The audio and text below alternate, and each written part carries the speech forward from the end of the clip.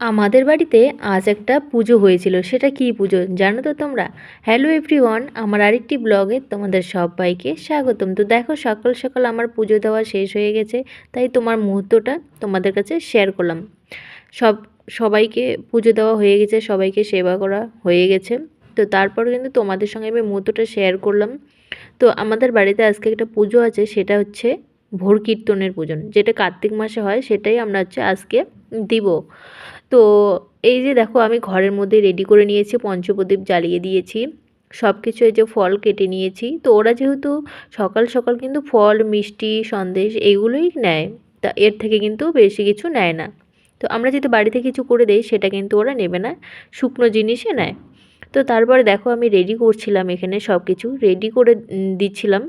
তো আমাদের উপরে কি বলো তো, আমি ঘরেই দিব এটা, কারণ উপরে ছাদে যে এই মানে 2 দিন বৃষ্টি হলো না, বৃষ্টিতে কি হয়েছে, নীলে নীলে হয়েছে, মানে স্লিপ কাটবে। যেহেতু বয়স্ক মানুষরা, বৃদ্ধ মানুষরা কীর্তন করে, সেহেতু আর ছাদে ওঠা হবে না, কারণ সিঁড়ি দিয়ে আবার উঠতে হবে, আবার নামতে হবে, সেই জন্য আর ছাদের ব্যবস্থা করিনি, আমি ঘরেই করেছি। তো এই পুজোটা কিন্তু ঘরেই দিব, আজকের যে কীর্তনটা হবে সেটা কিন্তু ঘরেই দিব। কীর্তন যে আসবে সেটার মুহূর্তটা কিন্তু শেয়ার করতে পারবো না, কারণ আমি যে ভিডিও করি সেটা কিন্তু কেউ জানে না। আমি কিন্তু আমার মতো করে আমি চুপ করেই মানে বাড়িতে ভিডিও তৈরি করি। তো সেই মুহূর্তটা আর শেয়ার করা হলো না। আমি যতদূর জানবো, মানে পারবো পরবর্তীতে শেয়ার করার, যে সব কিছু মুহূর্ত তোমাদের সঙ্গে তুলে ধরার। আমারও ইচ্ছে সব কিছু মুহূর্ত তুলে ধরলে কী হয়, আমার যে স্মৃতিগুলো বছরের পর বছর চলে যাচ্ছে, এই স্মৃতিগুলো কিন্তু মনে থাকবে আর মনে পড়বে। আর এই ভিডিওগুলো যখন দেখবো আমারও ভীষণ ভালো লাগবে। অ্যাকচুয়ালি আমি কিন্তু আমার স্মৃতিগুলো রাখার জন্য, ধরে রাখার জন্য এই জিনিসগুলো করে থাকি, মানে ভিডিওগুলো বানিয়ে থাকি, করে থাকি। আমার ভীষণ ভালো লাগে, কিন্তু একটাই সমস্যা, পরিবারের যদি সাপোর্ট না থাকে তাহলে তুমি কী করে এগোবে, তাই তো? সেই জন্য আর কি হচ্ছে না।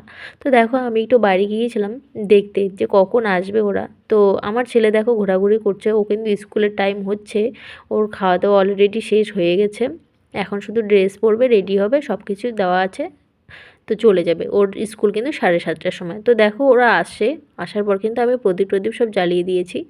তো এই যে দেখো, আমাদের পূজা করা হয়ে গেছে। তো পূজা শেষে কিন্তু ওরা চলে গেছে, সেটাই তোমাদের সঙ্গে শেয়ার করলাম। এখানে তুলসী গাছটা কিন্তু ওরাই এনেছিল, ওদের ওখান থেকে এনেছিল, সেই জন্য আর তুলসী গাছটা দেওয়া হয়নি।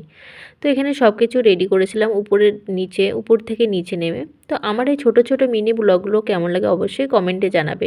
আবার দেখা হবে নেক্সট অন্য কোনো ব্লগে।